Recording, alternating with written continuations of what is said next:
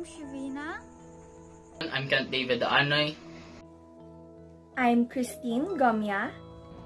I'm Sean. I am Carlos Gabriel Ocampo of the Bagsak Party at your self-service. And welcome to our vlog. So for today's video, we're gonna talk about broken symmetry from a book, Nature's Numbers by Ian Stewart. First, we're gonna define symmetry. Symmetry is a mathematical concept as well as an aesthetic one. It allows us to classify different kinds of regular patterns and distinguish them. One of the examples of symmetry is the human body. The human body is bilaterally symmetric. It means the left half is the same as the right half. But exactly the same? Not entirely. The two sides of the figure occupy different regions of space. Moreover, the left side is the reversal of the right, its mirror image. Bilateral symmetry means that if you reflect the left half in the mirror, then you obtain the right half of it.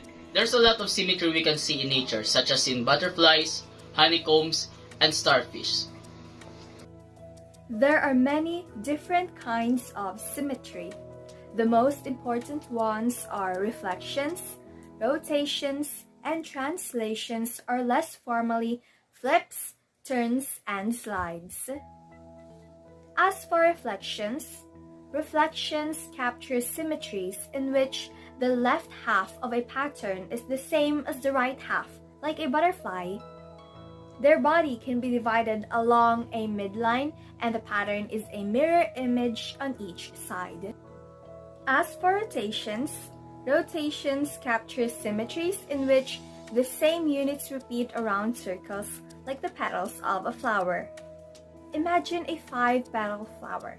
If you rotate it 90 degrees, the flower is still the same. Translations capture symmetries in which units are repeated, like a regular array of tiles. The bee's honeycomb, which its hexagonal tiles, is an excellent naturally occurring example. Trivia. Did you know, in 1958, a Russian chemist named E.P. Belousov discovered a chemical reaction that spontaneously formed patterns out of nothing. His colleagues refused to believe him. They assumed that he had made a mistake. They didn't bother checking his work.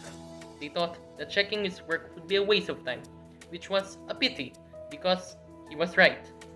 The particular pattern that Belousov discovered existed not in space but in time.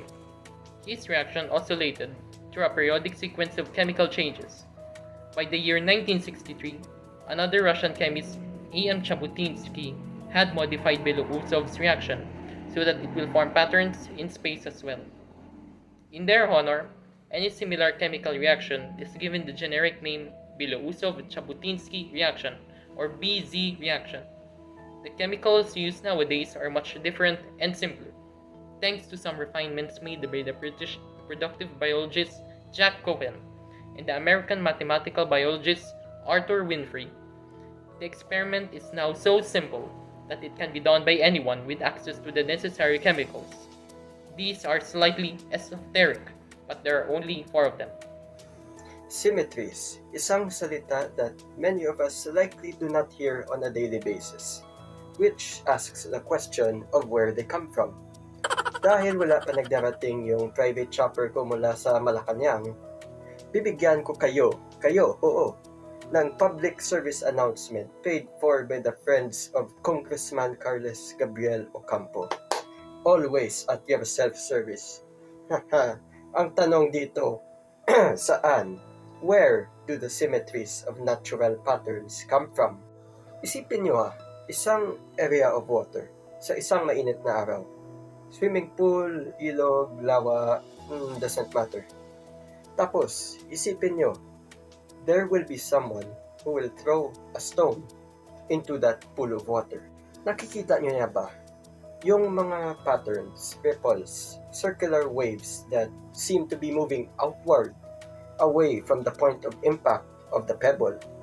Lahat tayo nakakita ng ito, and nobody is greatly surprised from that. Yung ripples on a pond are examples of broken symmetry. Witness kayo ng isang pattern by way of circular ripples, one quite distinct from the other, maiiba, depending from where the stone hit. Anong symmetry ang nasira, na broken? You see, it is a body of water just being there, pero nadisturbo na dahil may pebble ka that you threw. Kung tanungin mo ako, Mr. Congressman, symmetry breaking ba yung pagsisira mo yung kalye para maaayos mo in advance, you fix it in advance? At sa iyon, magsasagot na lang ako. Unity na lang tayo sana. Probably tayo sa pebble at yung river. None of this will be surprising dahil sa pebble. Dahil yung impact ng pebble ay gumagawa ng special point, different from all the others. Yung symmetries of the ripples are exactly what you would expect. Na-notice niyo ba kung saan dumating yung pebble, walang ripple doon? They are precisely the symmetries that do not move that special point.